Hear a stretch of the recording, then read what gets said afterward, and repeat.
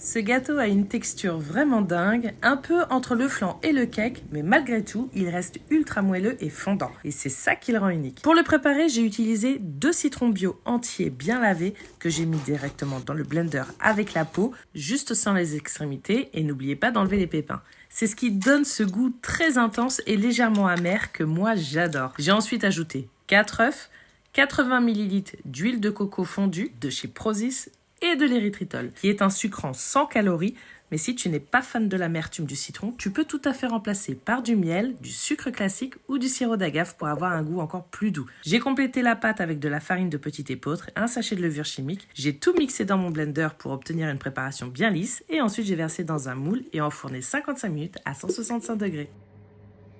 Ça part au four. À la sortie du four, le résultat est juste parfait, bien cuit à cœur, moelleux, fondant et avec ce goût citron coco hyper intense.